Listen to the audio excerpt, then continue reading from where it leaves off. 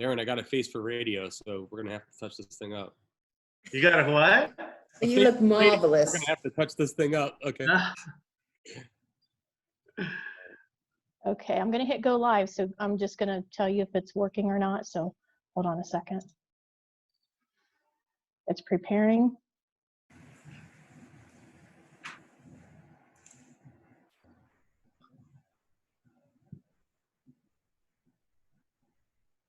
It's like at a quarter, so I don't know how long it takes for Zoom. I've never used Zoom for live before through Restream, so it might take a minute. Okay, it's going faster. I'm recording on Zoom too, just in case I jack this up. Perfect. It says that it's streaming live on custom live streaming.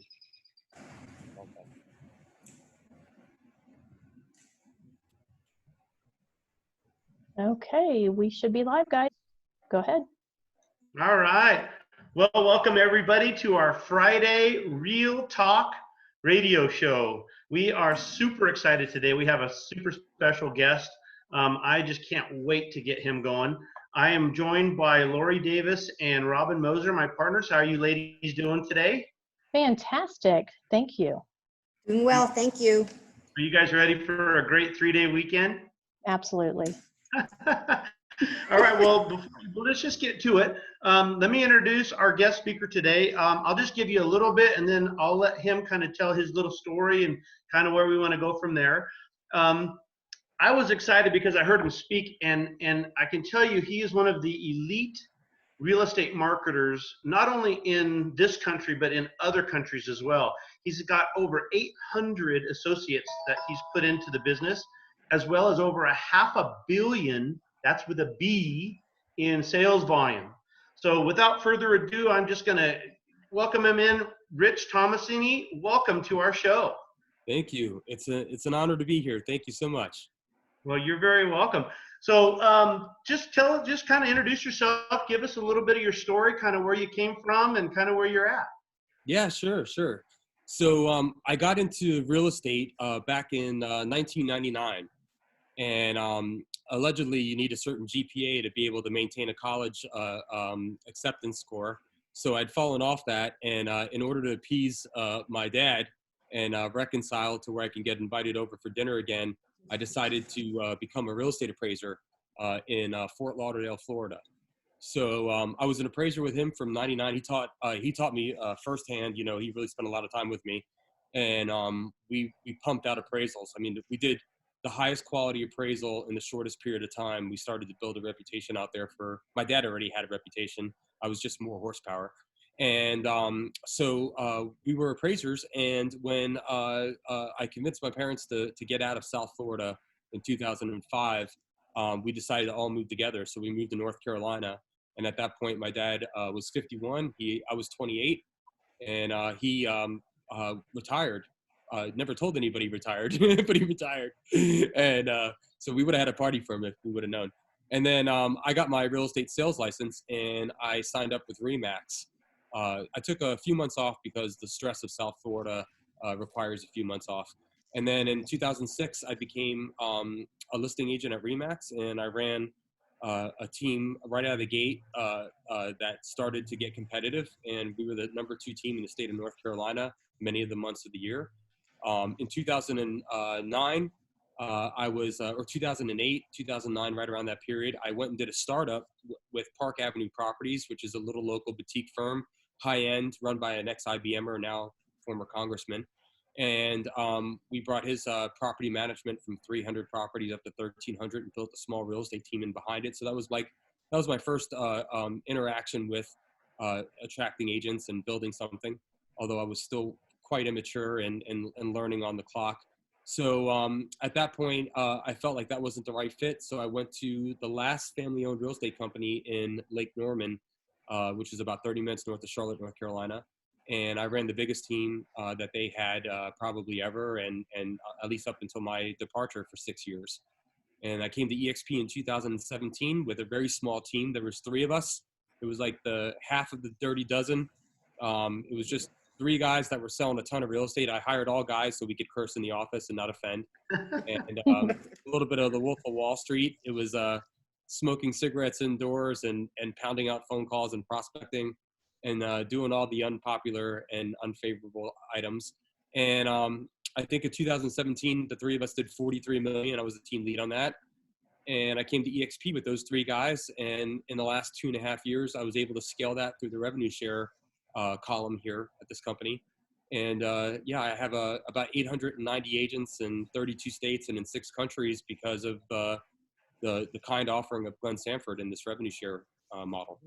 Wow, that is amazing. That is amazing. It's So here's so here's the $1 million question. Okay. So why did you build a team? Why should real estate agents look to leverage? I mean, you did your talk on ladder, and I want to get into a little bit about your ladder to success format, but you know, that's the kind of the how. But why should people be looking at this? Why should people be trying to get into leverage, especially in today's age in real estate? Well, you can't scale a hero. So that first understanding will cause you to do some critical thinking. And, you know, as you can tell, I've got gray hair, and you work nights and weekends. Yep, Darren, we're two of the same, my friend. Yeah. And, so you end up working around the clock, and you know what happens is, you know, I got into this business to not have a boss, and I was carrying 70 listings, and many of those people that were sellers weren't communicating at night over dinner. So sometimes I'd have 140 bosses at once, right? So I realized that I needed to leverage, and I felt like the Achilles heel for traditional real estate teams was that you hire somebody, you pour your heart and soul into them, you train them, and then as soon as they're really good and they've got traction, whether it came from you directly or indirectly through the skills that you installed in them or instilled in them, at that point they leave you and they go compete. And you know, you can't be upset by that because it's capitalism, it's entrepreneurship, and I like people to spread their wings. I don't want to keep them in a small bird cage. But that was happening. And then all the agents that you wish would leave your team stay forever. So you know, I was in that conundrum. It's a catch-21 or catch-22. Sorry, this is the lack of sleep from our prior conversation. So anyway, so with that catch-22, I felt like keeping my team small and tight and relationship-based was the only way to have a very strong team. And when I heard about revenue share, where I was able to introduce a better way moving forward for agents to come over, and they don't have to adopt my team name. They don't have to be managed by me. I don't have all the liability. I don't have all the education squarely on my shoulders. I don't have any of the technology to provide because I could never provide the technology that EXP provides anyway. And then they have stock and the ability to do revenue share and compound. It was like Warren Buffett came out of my psyche and said, hey, you know, time and compounding interest, those are your friends. And I had time as far as I could take for granted. Right. I mean, I was going to be selling real estate for many, many more years. I came over here when I was 40. Right. And then the compounding growth replaced compounding interest in my mind. And that's why I brought over 50 agents to this company. And now I have over 850 agents because they all have the exact same model to play with. So without having to take their autonomy, without having to take 50% of the commission splits, without having to be confined geographically, you guys should understand that as well as anybody. Right. I mean, Darren, how many agents are in Montana again? What did you say? There's just a little over 100, about 111, I think. Okay, so Right. if you were able to get 100% of all the agents in Montana, right, we still need to go out. And that's what works so cool, because I don't live in a small town like you guys do, but I do live in a smaller town than many of the EXP revenue share, you know, competitors. And for me to get out of my zip code was my primary focus. And that happens organically. I mean, I have 72 estate agents in the UK that are associates within my group doing their own thing, building their own brands with our support and help and their own skills and talents. Some of them don't need that at all from us. And, you know, how could I ever done that with a conventional or antiquated model? You just can't. Yeah. Wonderful. Yeah. So, Yeah. sorry. So there's the why. So now the how. So you have a talk that you do called Ladder to Success, and we've got a lot of agents right now that are watching from other brokerages Sure. that are not with our model.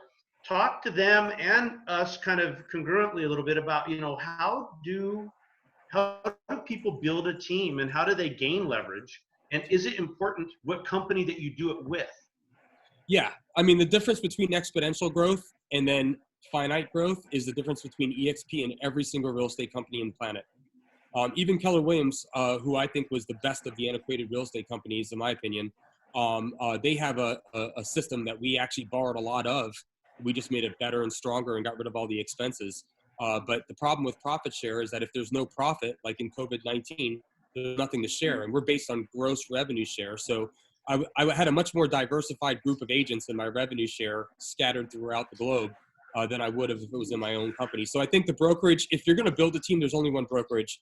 And if you want to build it at another brokerage, it's no problem. Just prepare yourself for taking 5 years to get to 25 or 30 agents versus getting to thousands of agents in 5 years potentially, right? I mean, obviously, if you can't compound, you're going to grow slower, right? So I like a horse and carriage, but if I have a long drive from North Carolina to Montana, I'd rather drive a Ferrari. So as far as how you would grow that at any company, the one thing that I was talking about that I think attracted us to connect on this call was something that I learned from my coach, Dave Ferguson, that I had hired right when I started this. And his name is Dave Ferguson, livingtolead.com. If you want to get more of this, I'm just teaching a very small component of what he taught me. It's proprietary, so I try not to teach it outwardly, but he gave me permission to explain that. And I'll go through it, but Dave is the expert on this. And it's the acronym LADDER. And I teach everybody in my local group. I invest in everything that I learned back in them. And I'm working with a real talented guy, Carlos Velez, right now, who's kind of trying to take the rough edges off me and work with me from a more conceptual spot. He bases everything off the Bible, so it's pretty easy. So now I build my team on 3 disciples, 12, and then 5,000, and we structure that way. But the way the latter thing that I spoke about, just to unpack it very quickly for you, is LADDER. So like your point, Darren, get the ladder on the right building. I think the right building's EXP. Actually, it's not a building; it's a virtual building. So immersively put your imaginary ladder on something that's digitally immersive, because that's where we're going. That's where we are now. We thought we used to say going until COVID-19. The proof is in the pudding. When everybody else was on the defense, when this happened throughout the world, we were on the offense. We never missed a minute. We actually ramped up. We brought over 2,000 agents last month, right? As a company. So anyway, and we're 30,000 agents strong. So that's pretty crazy net agent count increase. So R is recognizing you're in a leadership position. So if you're going to grow a team, you're going to be the team leader, and you're going to be responsible and accountable to lead. So you have to take that.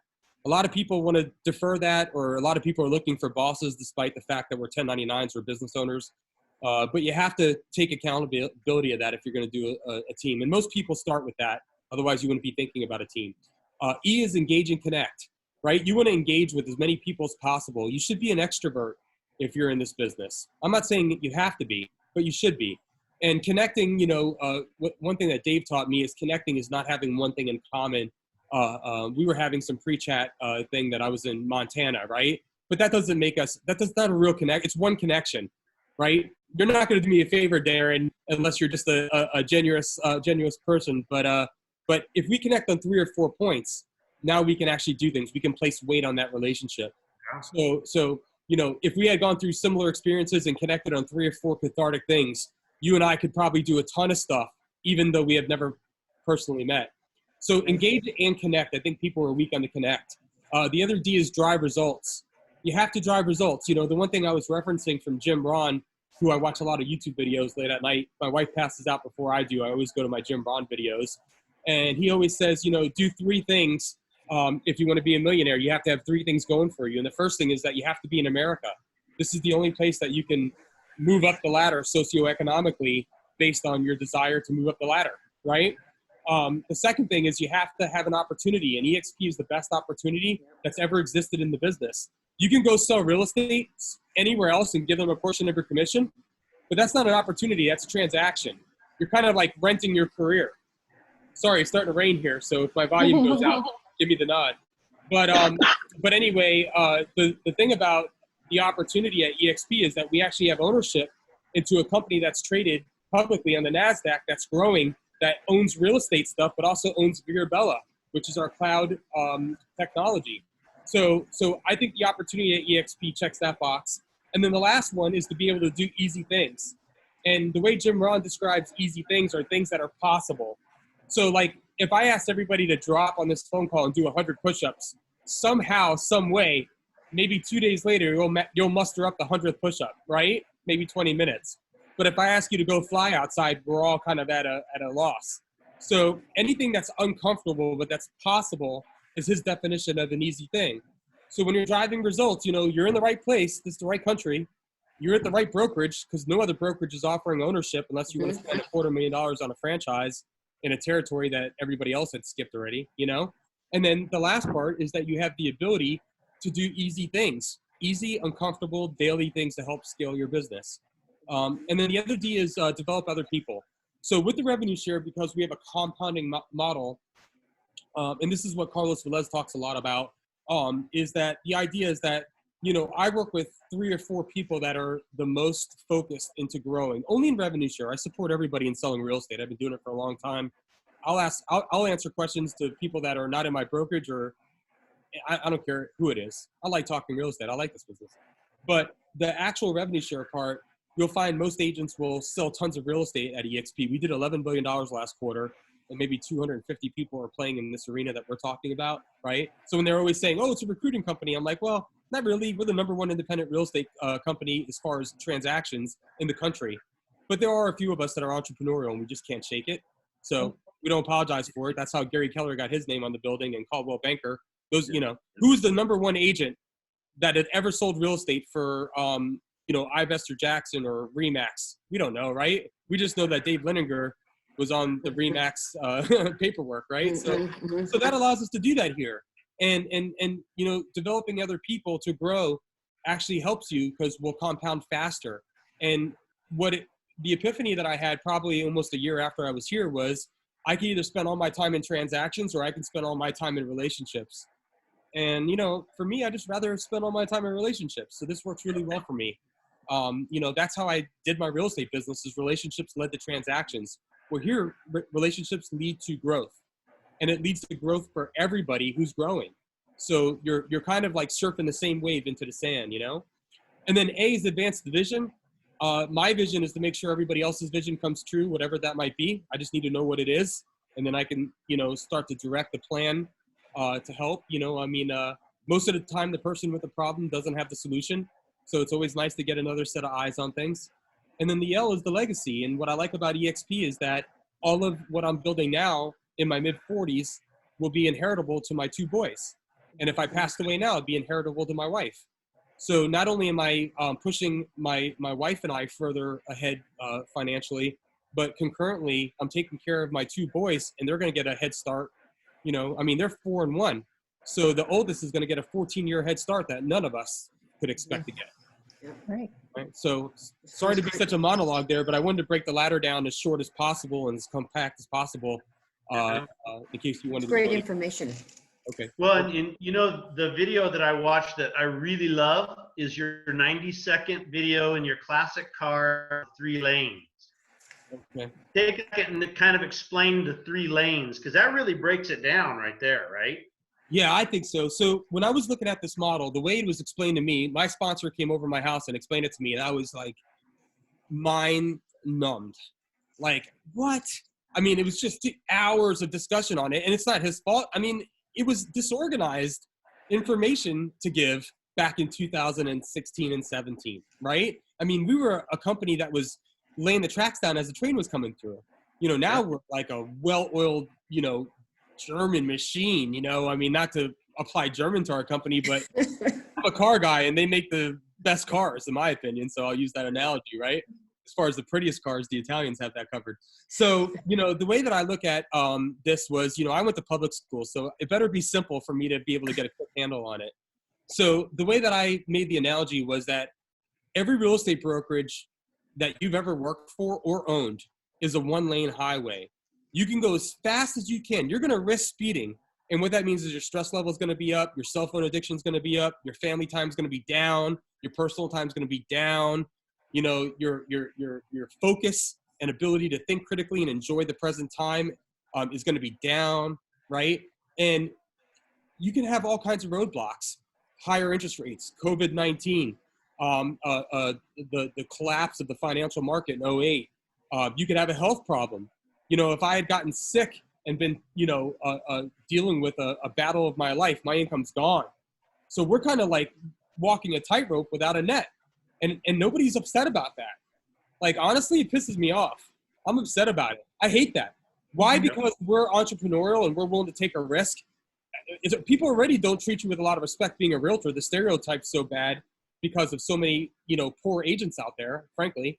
So now not only do I have to deal with that, everyone thinks we're getting paid too much. I used to tell my clients, if you think I'm grossly overpaid, I'm also working for free at the same exact time. That's Have right. you ever worked with a realtor and they didn't end up at a closing table with you? Well, then you potentially spent their time, right? So whoever closes the deal is going to pay for this, and it's going to average out to some, weird algorithm, some real, some weird matrix. So when I look at this business, I'm like, my brokers that sold our numbers for years. Oh, this is the Synergy Group, or this is the Lake Crew, the two teams that I had, or this is Rich Tomasini, and you've seen his signs around here. This is him in the office. I look up and I wave, and I'm drinking the motor oil coffee and the whole 9 yards. And no one ever pulled me aside and said, hey, Rich, before you have your first stroke from working at this feverish pace, we'd like to take care of you and make sure that you have an end game, a retirement plan, or some kind of intermediate safety net for you. No one ever said that. And every company that I left, I left with the stuff that I brought. I never left with anything. Trophies, it's got my name on it, so what am I going to do with those, right? So anyway, so I like this EXP getting shares of stock, which we have a lane 2 for. So not only in lane 1 do we have everything everyone else has, but we have more. We have a digital virtual campus that has 450 employees, many of them licensed, to help support us on IT, accounting, agent onboarding, transactions, brokerage questions, broker rooms. You have a map. You click on the map. We've got 6 state brokers in North Carolina I could talk to live from 9 a.m. till 8 p.m. Now that we're in the UK, and now that we're in Australia, it'll be 24/7 soon enough, right? So I like that. We have Workplace, which is our own Facebook, to where we can give referrals and not have a referral company that goes in there and charges 40% and adds another fee on there. I don't like that, right? We have the ability to have a health savings account. I used it last night when my son had a seizure, right? We were paying $14.50 a month at Blue Cross Blue Shield. I pay $8.55 with our health savings account, and my deductible is a third. My wife and I were talking on the way back from the hospital. I'm like, well, that was probably a $4,000 night at the hotel. And then, you know what? It's not that far to our deductible. So, that's a good thing. The other thing we have is an iBuyer program. I like going to my listings with an offer if I can, we have a cloud campus. I can work anywhere. I was working from the hospital last night, right? So we have all the stuff in lane 1 that I think is unique to EXP.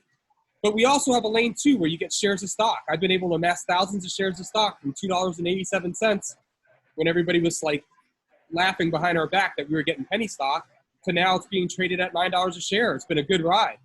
It paid for both of my boys' college education. I didn't do a thing for it except for sell real estate. I'm doing that anyway.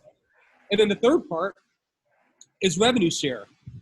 Talk about an expansion model when you don't have to pay a $40,000 lease or a franchise fee or 6 salaries to sit in these empty buildings, or the inability to scale in over 400 markets, right?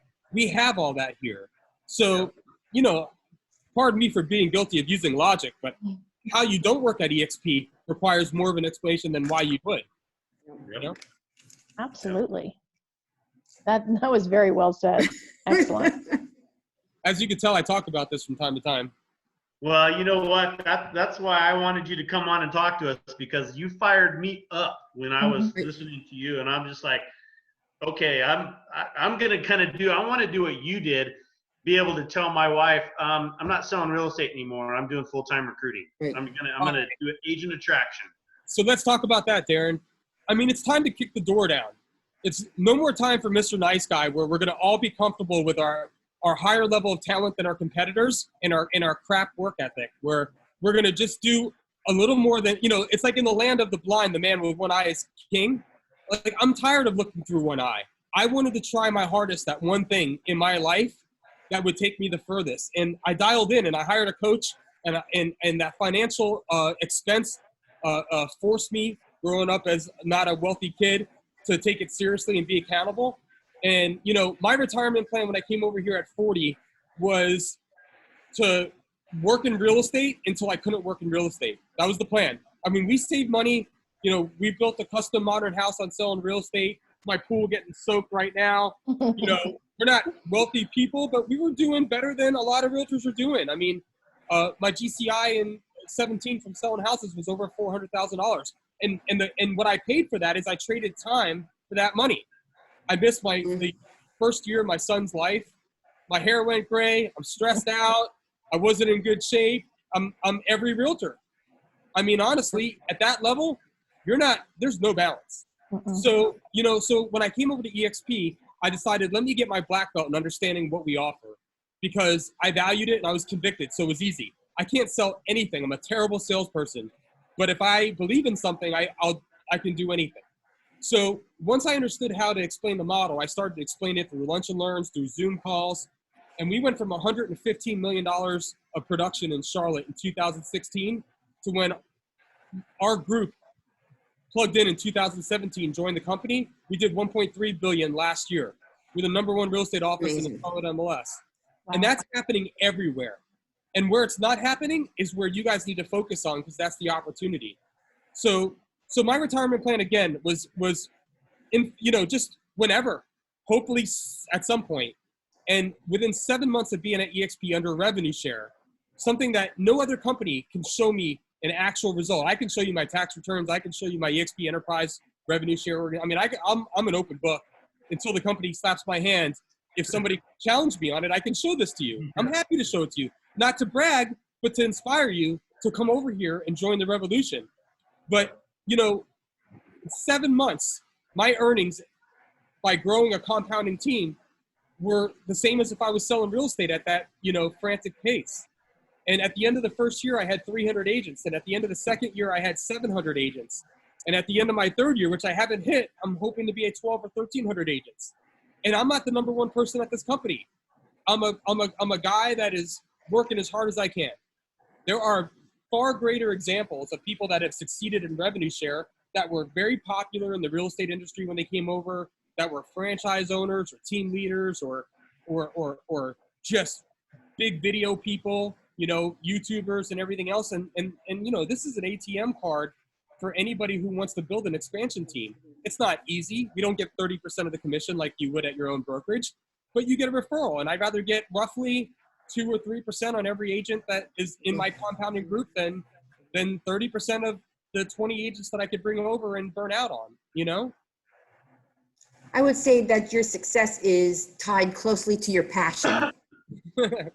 Well, yeah, so definitely passionate because, you know, people say the words opportunity of a lifetime all the time. And I've never seen one. My wife was the only opportunity of a lifetime that I've ever experienced, period. And then this came about, and it just so happened to be in the only industry that I know what to do with. Yep. So, yeah, I feel like it was an opportunity, and it was something that I knew well. And I think that we're in, you know, I remember when we were at 10,000 agents were saying, oh, we're saturated. You know, we're not going to get any bigger. And I was like, what? And then I remember at 20,000 agents, they said that. At 30,000 agents, they're saying that. And when we're 120,000 agents, they'll be saying that. But when we're 1 million agents, at that point, I think we can start saying that because at the virtual campus, we can grow globally. I mean, we opened up 5 countries last year. And then now with Michael Valdez, who was the international growth guy for Realty, which is, you know, all the big companies, you know, the whole myriad of companies in there. I was on a call with him. I don't want to give away any information, but with a 2,500 agent company somewhere on this planet 2 days ago. And Michael is phenomenal and he's growth oriented. So we're going to open up 4 countries a year is the goal. Wow. You know, so for us to have 1 million agents, I think is something that we're all going to see while we still relatively look the same as we look on this phone call. You know? Yeah, absolutely. Very exciting. Yeah, Darren and I have nowhere to go in hair color, but I mean, we're going to all, this is going to happen in the next. I don't have any hair either, so I'm all done with the hair too. It's easier to shave your head, man. Yeah.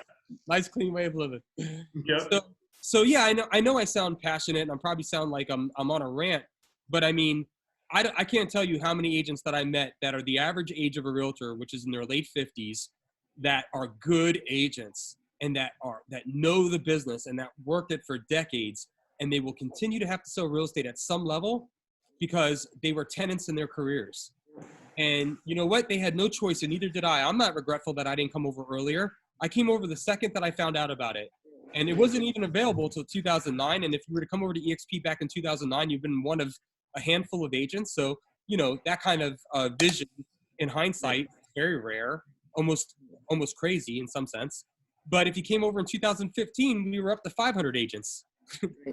still kind of a beta program. But Well, in that's true. yeah, That is 2020, completely true. so And it's I wanted to ask you, Rich, about what you just said about the opportunity was real estate, because you know real estate. I believe that a majority of agents out there, and I could bet you a majority of them have another job or they're working in network marketing business. Yeah. And so those are things not related to real estate. So when you say that it's something related to real estate, how did that, I guess, that shift in your mind go, and I guess made the decision for you to even realize that EXP just gave you a second business that was related? No, good question. So I'm gonna upset some people here, but I'm not for everybody, and I'm not. That's never been the goal here. If you're in other network marketing, that's what cheapens EXP, because now you'll sell anything to build residual income. And I don't sell EXP to build residual income. I sell it because I think our agents need a better way out. At some point, you're going to end this thing, and I want you to have more for it than just Social Security and what you saved. Especially if you've done real estate for the last 10 years, a lot of us got demolished in the mid to late 2000s. So, you know, at this point now I'm focused on growth. So my mindset's changed, and I've been maybe a bit more self-serving, if I'm being honest, but now I'm trying to grow an empire for my two boys. Right. But initially this was like the relief for the headache that we all had. And that's the way that I looked at it. And I still look at it that way, but I also look at it from an entrepreneurial way now. And so if you're bundling your cable bill or doing insurance or doing some energy drink or any of that stuff, God bless you doing that. If you're into that stuff, it's fine, but it's not me. And, you know, until I get my black belt at EXP, I'm not going to be a white belt at anything else. So I'm focused on growing this thing, and I'm also focused on spending time with my family, and I get to spend a lot more of it than any agent I know. And the ability to get paid on what you did yesterday versus what you have in your pipeline will take probably 10 years of stress off your life expectancy and really make it better. The way that I looked at this business, to answer your question more precisely, is I know this business. So I can talk about loans, I can talk about appraisals, I could talk about title, I could talk about almost anything in this business. You know, I was a listing agent, prospecting, geofarming, farming, you know, social media, your sphere, you know, all the coaching stuff. I know a little bit about all of it and a lot about a good bit of it. So when I'm talking real estate, I'm in my wheelhouse. And it doesn't matter if we're talking about buying, selling, we're talking about running a team, creating a brokerage. I can give you the devil's advocate of every good and bad idea out there. So when I realized that I can grow my team from 3 and they don't have to trade in their autonomy and their legacy in order to work with me, I thought that was good. The other thing I thought was very attractive is there's a few friends that I have scattered throughout the country, because I'm not from North Carolina, as you can tell. And this is the first time that we can work together. You know, I mean, if my buddy Frank in Broadus, Montana would get his real estate license, you know, we worked out together for years. I would love to work with Frank. Right. But, you know, because I can't herd cattle from North Carolina, but he can sell real estate with me from Broadus, Montana. Right. Absolutely. So, yeah. So when I say that this was in my wheelhouse, I had never done any kind of MLMs or direct marketing. You know, a lot of people say we're a shiny object. You're always going to have a target on you when you're growing at record paces and setting new standards. A lot of people say that we're an MLM. We're not an MLM. If you're in real estate, we're a co-op. Everybody owns a little fraction of this company, and the company takes 50% of its gross revenue and recycles it back to the agent, because we have starved ourselves from the antiquated expenses that these other companies just can't shake or don't want to shake or don't think they need to shake. And COVID-19 might have been a wake-up call for some on that. In my opinion, commercial real estate is going to be a very vulnerable place to be anywhere, especially as we move forward. If you're not entertaining or serving food, it's going to be, you know, even working out from home. I was doing 100 push-ups a day from home to keep my mindset clear. And then I've raised it to 200 the next month. And then I did the 300 next month. I would never go back to the gym. I'll just keep doing 300 push-ups. So, you know, I think things are changing. And I think this company saw that in 2009. And, you know, it's an early adopter model. The earlier you get in here and the harder you work, the better you'll be for it. And I like that.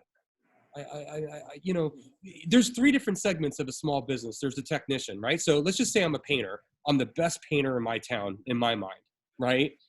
I have the best lines, I have the best prices, and I'm done the fastest, and I'm the cleanest, and everybody gives me a 5-star review, right? So why in the world would I go work for Fred's painting company if that's me?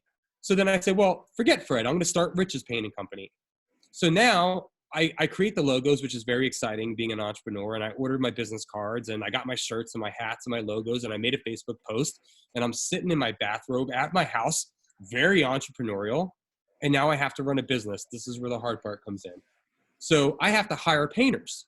Well, when painters get paid on Friday and drink away their paycheck on Saturday, some don't show up on Monday. And if you know, one of my painters gets in a fight with his girlfriend, he's too upset to work the next day. And then this painter is great, but he's very expensive, so I can't make profit on him, right? And I have attrition nonstop, and I don't like different people in other clients' houses, and I'm canceling appointments, and I'm changing. So I'm a bad manager. I'm an excellent painter. Now the best painter in my business is behind a desk, and he's making the worst manager there is. That's me, right? And guess who's being the entrepreneur? Well, the guy who ordered the business cards, I mean, that was kind of fun, right? No one's being the entrepreneur. And what happened to real estate? I'm a good technician. Well, I'm going to start a team because I want to go on vacation sometime next year. Then I start a team. Well, they can't stay on my team and I can't be profitable unless we're all unhappy. And then I'm going to start my own business and forget it. Well, if you're going to start your own business, which is where I was at, why not do it at EXP? Because if I icon here, I get the 20% back in stock. And I get all this technology, support, education, broker in charge stuff, 5,000 templates for my flyers. You know, I go on forever. I get all of that for 250-hour transaction fees only once I hit 100%. So if I icon, so for people that don't know EXP, I'll unfold this just a bit for you so you can understand what I'm saying. We're at an 80-20 commission split until you hit your cap. If you don't know what a cap is, you're already at the wrong firm. That's the maximum amount of money that your company will take from you. It's like a deductible. Okay, so once the $16,000 gets paid in, EXP graduates to 100% commission. Okay, now at 100% commission and only at 100% commission, they implement a $250 transaction fee. When that happens 20 times, which equates to $5,000, you hit icon, you do a phone interview, you agree to teach a class in the cloud because we don't want our teachers doing 2 deals a year. We want our teachers being the top 1%. And you have to attend both events, which we had, by the way, in the cloud where Darren and I met each other. So no airplane travel, pretty cool, right? You have to attend the shareholders meeting because you're a shareholder. Congratulations, that's a wonderful meeting to go to. And then the convention. And if you do the class, the shareholders, and the convention, you get all $16,000 that you paid in back in stock. So essentially it cost me $5,000 of transaction fees to work at EXP and get all this technology. Now, if I were to start my own brokerage, for the space that I was looking at was $5,000 a month. Can't get rid of that, right? Salaries, paper, power bill, desk, chair, all of it. And you know how many people go in the office? I never see people in the office. I'm never in the office. I'm too busy at other people's dining room tables, setting digital signatures and working on my phone when my wife is saying, put the phone down for dinner time, right? That's how the business is, you know? Yep. So anyway, hey, I could be wrong. That's just my take on it. No, you're not wrong. No, and on top of that, you know, for a lot of agents out there that aren't going to be icon, you know, that's not their goal. Everybody has different goals. It's $85 a month. That's what you're paying to be in this company. It's ridiculous cheap. And so you're getting all of your tech. You're getting, like he said, the stock, the ownership, and we could go an hour to explain everything that EXP has at least. And so it's $85 to give you ownership into a company. That's what you're getting. You're getting retirement. I mean, Lori, it's like all the hobbyists that work at other companies always have an issue with something here in this conversation. True. People that are selling real estate to earn their income for the year, right? If you're a new agent, what better places to work than EXP? We got 70 to 100 hours of live education per week in the cloud campus, okay? You get a mentor for your first 3 deals. Somebody to hold your hand on all 3 deals, which is exactly what you need. If I'm gonna go climb Mount Everest, I need a tour guide, which is my sponsor, and I need a Sherpa, which is EXP and my mentor, okay? Then in addition to that, you don't get killed on commission by being the new agent. You're on the same split that all 4 of us are on. I like that. No backdoor deals. In addition to that, you're going to get stock.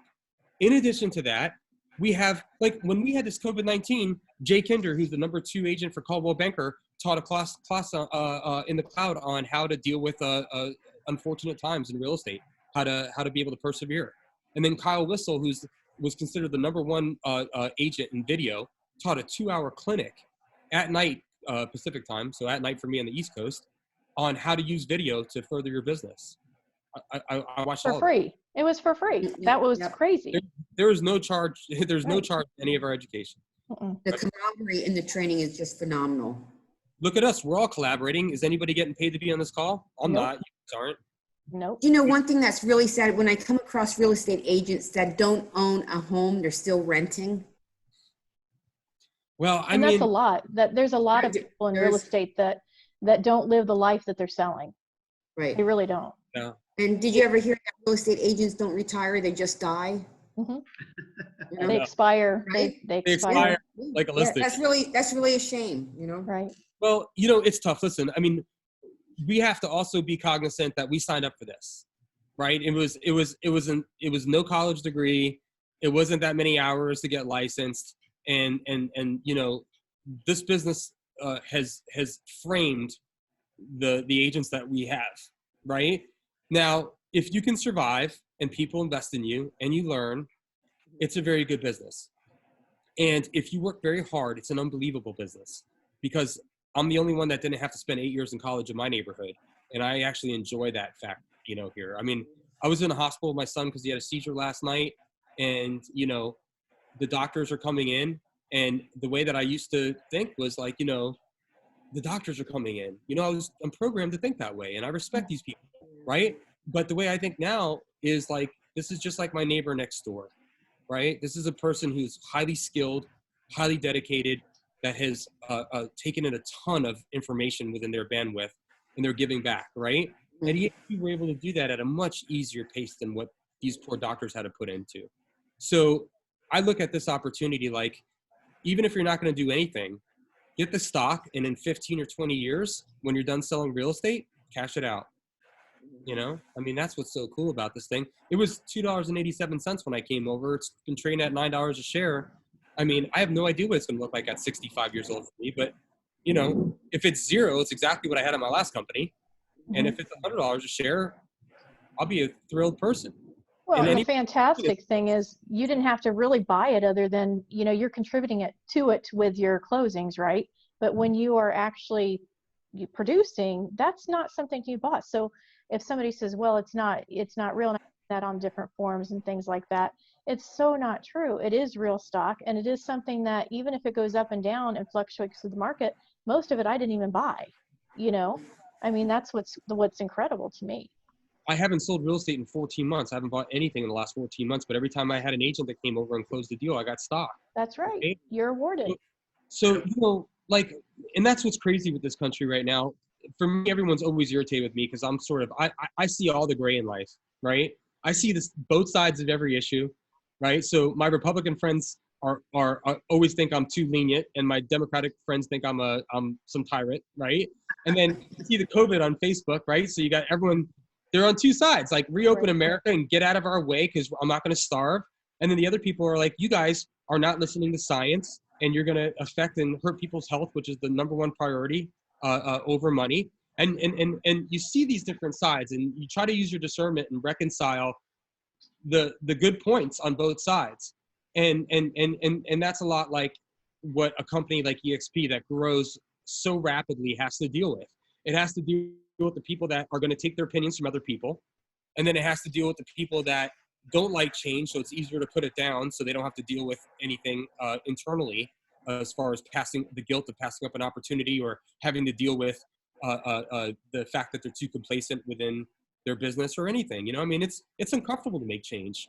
But and I struggled with that when I first came over. But I think essentially, you know, again, you know, going to public school and dropping out of college, I put on a paper, I drew a line down the middle. I'm like, okay, here's the upside.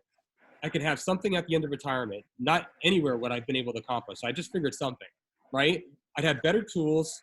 I'm going to go back in commission because I was at a higher commission split, but that was a short-term thing. At the end of the year, if I performed, this place would be better for me because I didn't have a capital allowance company. I'm going to earn stock. I'm going to be able to work with any agents I want. So now my office is who I surrounded myself with. You know, we've got 3,000 Regis locations across the globe that you can use at EXP, their executive space, for free. So, I mean, we meet all the time at Regis's. But now the people that are in my office are the people that I chose, right? Mhm. So Right. as I was looking at that, that was all the upside.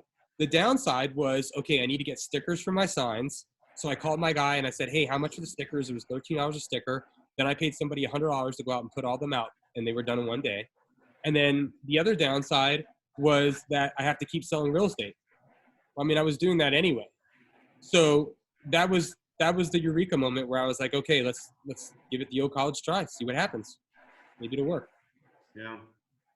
Very Well, I nice. think you're definitely inspiring for agents because, like you said, you're not, you know, you weren't a coach before you came on. You weren't a YouTuber. You didn't have it. You weren't an influence, you know, across the country. And so you're somebody that other people can look at your model and what you've done and say, you know what, if he can do that, I can do that. And if you are selling real estate, like you said, that's the downside to joining EXP is you still sell real estate. You know, I mean, it's a no-brainer to me. And on top of that, the fact that with most companies out there, what you're really doing is building your broker's retirement. And that just makes me sick to my stomach, you know, because I want to build my retirement. I want to teach other agents how to build their retirement. I want to give you ownership. I don't want to build the broker's retirement. That's not why I got into real estate. It's not. So, and that's something you have to think about at what you're currently doing. And you want to be comfortable there. You're building your broker's retirement. I learned that when I was on my 50-50 split with my first broker. And I saw him deliver a car with a red bow on it to his wife. And I thought, oh, I just helped buy that car for them, you know? And I didn't like that. I learned that 18 years ago. So I don't know what takes people so long to realize that they're giving so much money to their broker, you know? But at some point, you have to look at all the sales you've had, everything that you've done, and what do you have left today? Yeah, I mean, I totally agree. You know, it's fear. Fear is what stops everybody. And, you know, I think that the more you go through life and you go through challenges and grief and setbacks and failures, I fail like 90% of my life. I do. But the 10% I get right seems to be the important things. I mean, I married my best friend. Thank God my kids look like her, right? And, you know, I got into the right business, right? So, you know, the few things I did right are important things, and the failures that I had were important at the time, but they ultimately didn't impede on me being able to get back up and try again. And, you know, so I got used to dealing with fear early. I'm still fearful. I'm so out of my comfort zone all the time. I'm actually probably more fearful than everybody we're talking about. I'm always in a place where I'm in uncharted water and I'm having to navigate. But one thing that has allowed me to continue to do that is that, you know, I don't want yesterday. I already had that. Like tomorrow has to be filled. I have a wanderlust for new things. I want things to be interesting. And, you know, I mean, 3 years ago, I'd be at an hour and a half lunch with my two buddies that were on my team, and we would be telling jokes and acting like knuckleheads. And you know, this week I talked to an international guy with a 2,500 person firm. We brought over a 30 agent firm here in North Carolina. I dealt with my most talented people that I become very, very close friends with. So, you know, I think there's a lot of opportunity here. And if you're watching these three do their thing, something's resonating, right? And the only person that's getting in the way is probably the fear part of who you are. So, you know, it's there's a cost, right? I mean, there's a cost of dealing with fear. It's not comfortable. It feels tough. You get very nervous. All the stability's gone. It could not work out. And there's a cost of fear owning your life, which is a life of missed opportunities and what ifs. And when I look at those two trajectories, one seems a lot more digestible than the other for me. But really, I look at it, what's the worst that could happen? You come over here, it's not for you. There's 100 other brokerages You're that are still a willing to realtor. take you, you Right, know? you're still a realtor. Yeah, you're still. And I could go into my old brokerage now after all these years, and if my production it hits a certain number, I'm going to get I might get a better deal than what I left on. Mhm, mhm. There's no burnt bridges in real estate, guys. This is a numbers game.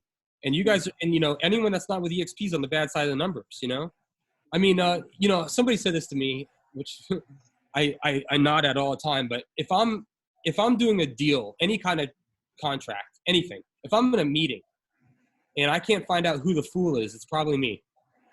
Right?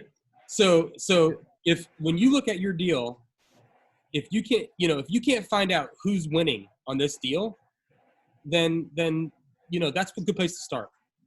Find out who's winning, because it should be you occasionally, right? Not all the time, or there should be an ability to win, or some kind of way for you to advance while you're advancing somebody else.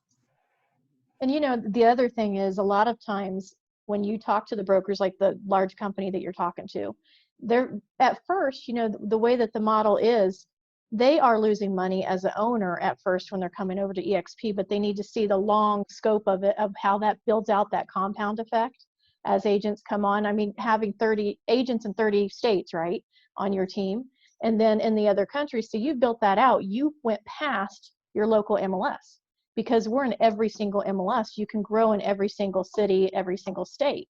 You can't do that with a normal company. So at first, when a broker says, you know what, I'm going to lose if I do this, it's going to cost me a little bit of money. True, it is up front, but when you care about your agents and the fact that you just gave them ownership and you just gave them stocks, they're going to go talk to everybody they know that's in real estate. You're going to be in all these states. So your team just exploded because you got out of your own way with your own ego, and you were able to actually focus on the agents. And so it does cost you a little bit up front as a broker owner, but on the back end of it is a huge opportunity. Like he said, it would take 5-10 years to grow that. You can do that in a couple years, if not less. It's like fear and ego is like the salt and pepper of every objection that we that we get, right? So I mean, I think people would be I brought over partial owners in Remax, KW, independent brokerages, and I've done it directly and indirectly, both. And I've gotten an education in the last 2.5 years on what that looks like, because I had no idea entering those conversations. Again, uncharted water. And what I was alarmed, I still can barely digest this, is that most of these indies aren't making any real money. And most of the franchises, there's too many hands in the pot. And what I found is that when you strip it all down, it's often more ego, because it's not the money that's keeping them there often, So it's a hard thing. Look, I get it. We have a competing brokerage here in Charlotte, and I know the owner, and I like this guy. Like, I have a lot of respect for this guy. And I try to get him to come over, and he's big. He'd be a big brokerage to bring over. And he would come in as a mega team, and he would destroy it. And I know he would destroy it, and he's watched me grow. But I can't get him to get off that, because he shouldn't get off it easily. He's put his sweat and tears and a lot of his money in there, and he had a lot of money to put in it, and he spent it, and he scaled, and he had success. He has success. He will grow with or without EXP, because he's the type of person that will grow despite any of the circumstances. And if I put him in our model, for a year, he might go in the red, and probably within a year, he'd be back in the black because of the compounding growth and scalability, because of the tools where his agents would probably sell more real estate. But he has to take my word for that. And that's a hard thing to do.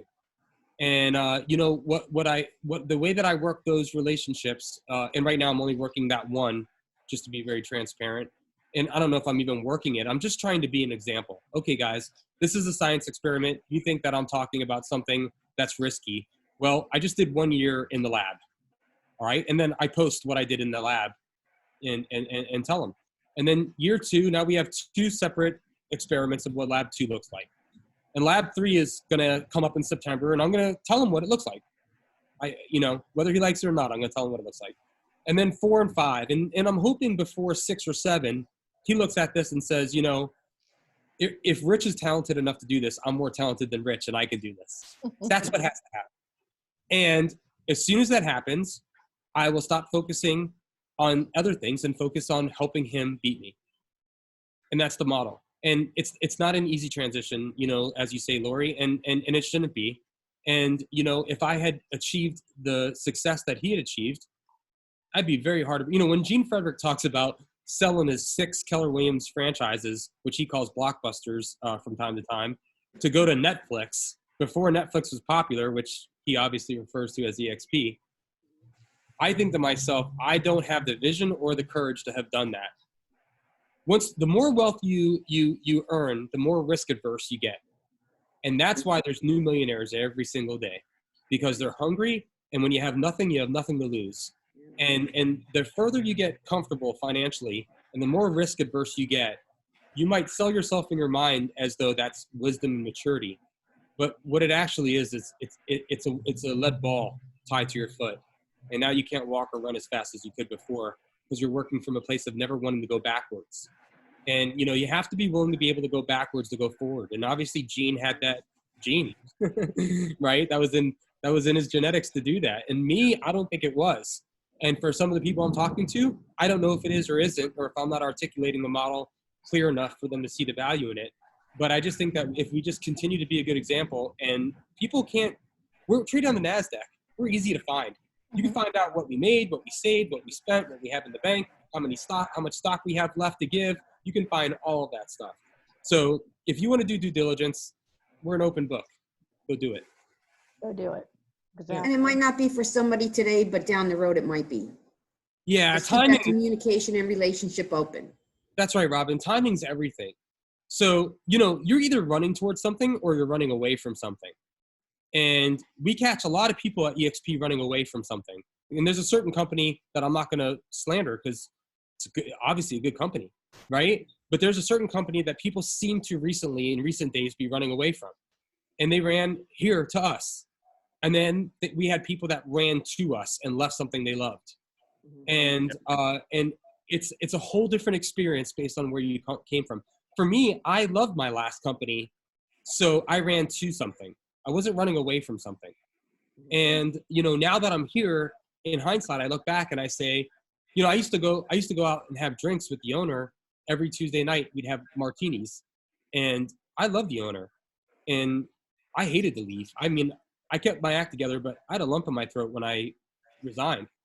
And so did the owner. And, you know, I came over here and I felt awful about it. And then I'd come to some kind of resolve where I was like, my family or my broker, my family or my broker. Right. So I obviously chose family, and I started to build this thing. And now if you took the temperature of where I'm at, forget financially, just where I'm at emotionally, mentally in this process of working at this company, I had no idea at the time how confined I had to be to fit in that tiny square that I had to work in. You know, I was like one of the only young guys. I'm like one of the only guys covered in tattoos.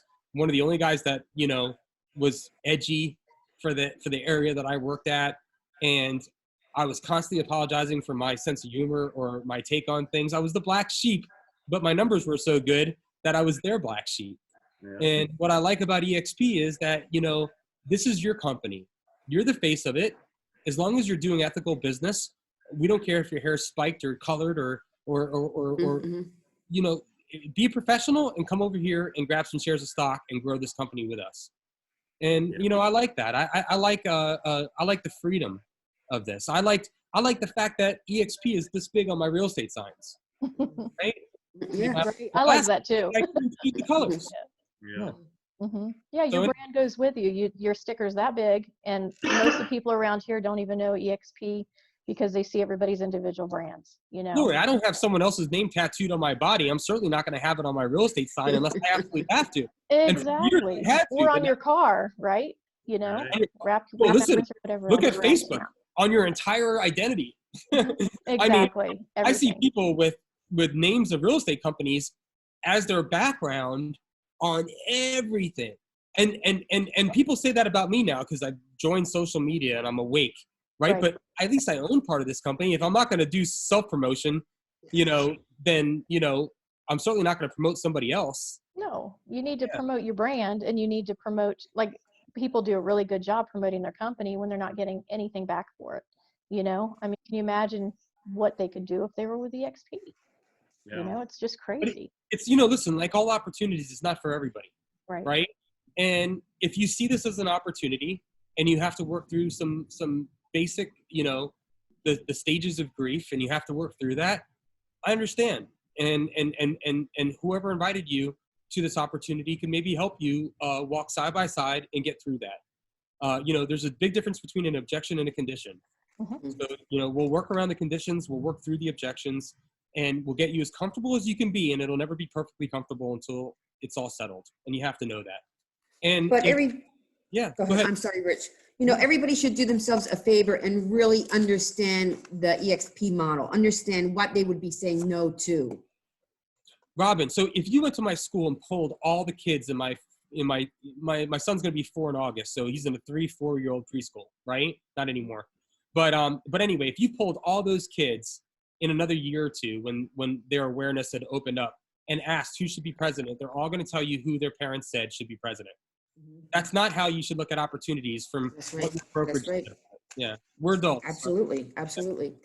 So, but anyway, you know, I'm sure I irritated a few people on this phone call, and that's exactly the people that should never call me to be in business, right? The people that I'm talking to, that's who we need to work with, and the people that I'm not for need to go to somebody that's perfectly tailored, like a nice suit for them, and they're out there, at this company, and they're out there at other companies, you know?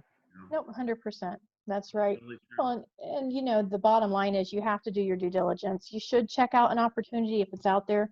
Don't turn your, you know, head away from it because you don't know what you don't know. Check it out, ask the questions, dive deep. If it's not good for you, your company or business, then at least you did your due diligence, and you're not going to kick yourself 10 years down the road because you didn't. You know, so that's really all that we're saying. We're sharing something that we believe is life-changing for most agents, that it's something that is giving you a backup plan, an exit plan.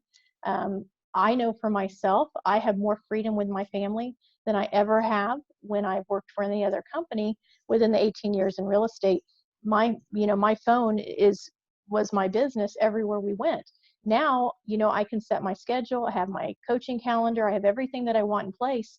My freedom and my life has changed because of EXP, where I was trying to do that on my own, and it would have taken me so much longer to do what I've done in just the short amount of time. So that's why I'm here. That's why I'm talking about. That's why I'm with Robin and Darren, because we're like-minded people that see the big picture with EXP, and that's freedom for our lives and our family, really.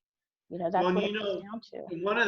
one of the biggest benefits of this whole thing is look at what we're doing right now. Laura, you and I are from Montana. Robin, you're from Texas, and Rich, you're from North Carolina. The collaboration in this company, you can't find that anywhere else. This is very, very, very unique, and I love it. Darren, I let's was- Love it. put a cherry on the icing on that. If it wasn't for the public to be able to consume this discussion that we had the last hour, we wouldn't even need Zoom. Yeah. Go into the cloud. Yep, we already had it. We have Yeah. all the technology, and that I mean, didn't affect us through this whole shift, this pandemic. Right. Our classes went on, you know, our summit shareholder, it went from being live, going somewhere, to being in the world that fast. They had it changed over. Nobody else can do that because we're already set up. That's They what's put the incredible. We had 15,000 unique hits on our shareholders meeting last week. Wow. They put that shareholders together in about a week. Dave Kennord, the president, and Stacy Onan, the two co-presidents here. One is seems more like sales, and the other one's maybe more operations, and they are perfect yin and yang. Them and the leadership team, they got together and they pulled over a shareholders meeting out of a quick idea that got the attendance of that, and we had the best speakers. I mean, we had legends in the business teach classes there. And then again, a lot of people showed up and got their icon awards, so they got their money back in stock. I mean, when was the last time that you went on a plane to a convention and was reimbursed $16,000 of stock based on your performance? I mean, I don't know. It's incredible. It's Phenomenal. I mean, look, if we had the expenses everybody else had, this wouldn't be available. Right? When you saw that bow on the owner's car that they bought for their partner, you know, that's a lot of your hustle, but also is the building that you're sitting in. And, you know, like Netflix, like Uber, you know, like Amazon, like online dating, right? like all the stuff that we're doing online, if you're doing that type of stuff online, whatever part of life you're in, EXP was able to void all that out on the expense list. And I think that was the genius right off the bat. And then allowing the company to grow organically by giving every agent an opportunity is how something exponentially grows organically, right? I mean, look at our social structure, right? Like things get very popular. So you'll see like on Facebook, when things go viral, let's just say things go viral, it's someone that saw this or made it and then shared it. And then a bunch of people that were like, oh my God, and shared it. And then before you know it, it's got 13 million views. EXP is the first viral real estate company. That's right. It's a fact. That is a fact. So, well, Rich, we've probably kept you longer than we probably should have. You've been awesome. We could probably go on for hours and hours. We'll just have to have you back again sometime. Are you going to be? You'll be at Brent Gove's conference that's coming up in August. Will you be there? oh, No, I won't. No. Not because of COVID-19. It's just that, I love Brent Gove, and I've flown to every event that he's had. But at this point, I had to have a realization. Am I going to be, the most competitive person to be #1 in revenue share? And then now I'm on another hamster wheel. Or am I going to take the blessings that this company has given me and enjoy my life? And getting on an airplane in August with 2 kids under 4 and my wife here, it's more not always feasible, more right? stress enjoyment for me, this one. Yeah. But I'll catch Brent at the next thing because every time I'm around, I learn a lot. Yeah, totally. Well, anyway, thank you for showing up today. I'm so sorry that your, son went through what he did, and you're in our prayers. And on top of that, we do look forward to, just collaborating with you again. Yeah, definitely. I'll be at the convention in Vegas in November. So, yeah. And then if you guys ever have someone fall out, just give me a call. I'm the reason we went late. I'm sorry, but you get me talking about EXP and it's hard to put me in an hour. No, we love can it. go all night. I mean, it's like. No, Thank you so much. Thank you very much. It was very nice to meet everybody. You too. Okay. Have a wonderful weekend. Wonderful Safe day. holiday. You as well. Bye. Bye-bye. Okay, live stream is stopped.